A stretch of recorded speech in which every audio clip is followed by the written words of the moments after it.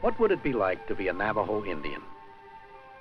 Older members of your tribe would tell you what life was like when they were children.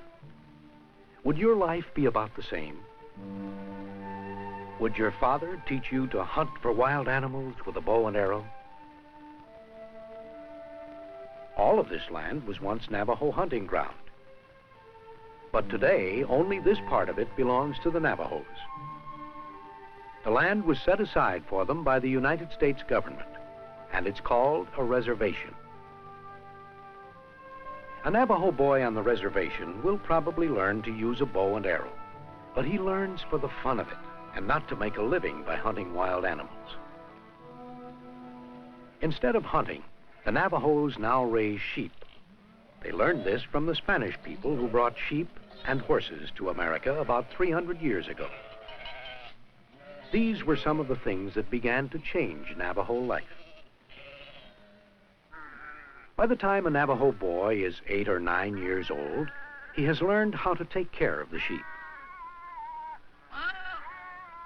When he grows up, perhaps he will continue to be a shepherd.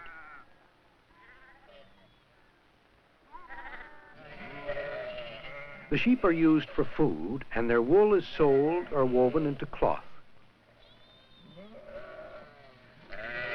In this desert country, a flock of sheep must roam over a very large area to find enough plants to eat and enough water to drink. Most of the land is very dry, but there are places where the Navajos are able to grow corn and a few other crops. The corn is growing well, so the Navajos are sure that their gods were pleased with the prayers and ceremonies that were held during the corn planting time. But farming is not usually a full-time job. Navajo men often take other jobs to add to their income. Some work in coal mines, others work in oil fields. Making silver jewelry is another way that Navajo men can add to their income. They learned how to do this from silversmiths who came from Mexico more than 100 years ago. Much of the jewelry is made to be sold to the tourists who visit the Navajo reservation. Navajo blankets and rugs are also sold to tourists.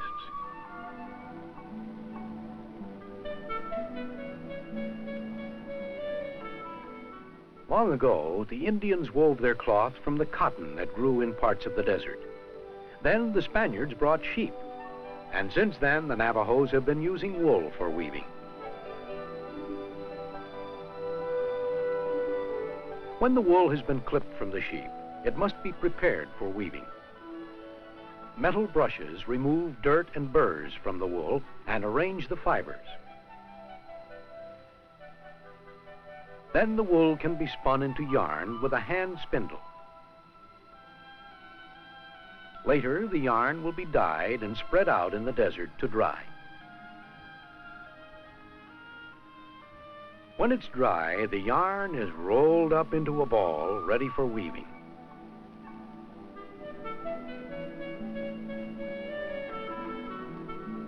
For many years, Navajo women made their own dyes, using the plants and minerals that they found in the desert. Now, they often use dyes that have been made in a factory. When a woman is ready to start weaving, her husband usually helps her set up the big, heavy loom.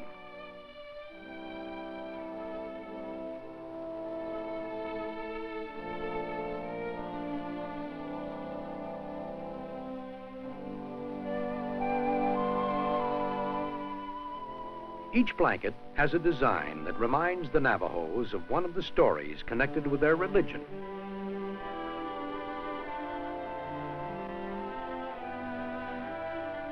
Years ago, Navajo weavers would always leave a small hole in the center of each blanket. They believed that there were spirits who wanted to get through the small hole.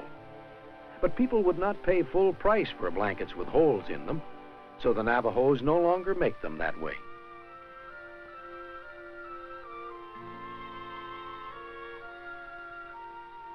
By weaving these fine blankets, Navajo women help to provide an income for their families. Of course, Navajo women also have other work to do. Meals are prepared outdoors in front of the family hogan. A hogan is a house made of logs, branches, grass, and earth. The entrance always faces the rising sun. This woman is going to grind corn to make cornbread.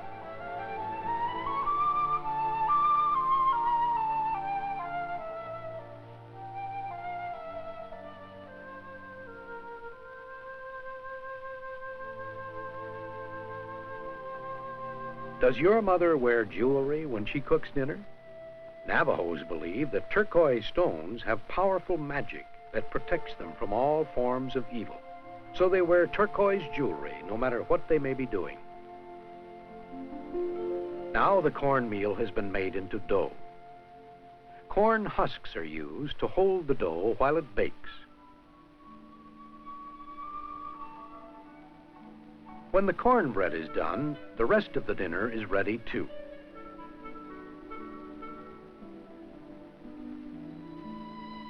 At one time, the Navajos made their own pottery and dishes.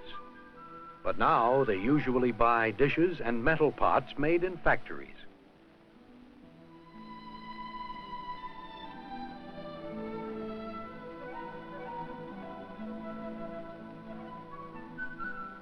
Almost all Navajo children now attend one of the boarding schools that have been set up by the United States government. At home, they speak Navajo. Here, they will learn to speak and write English. And they learn other things that will help them to understand the modern world outside the reservation. So, education is another way in which Navajo life is changing. On the reservation, we can see other changes. Many Navajos live in houses that are more modern than the older hogans. They use trucks and cars instead of horses, as they once did.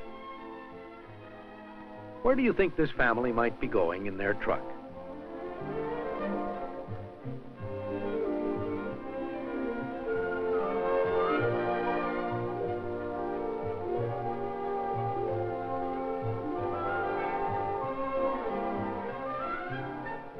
After traveling for several miles, Grandmother and her family are arriving at a trading post. A trading post is a kind of general store where the Indians can get food, clothes, and other supplies.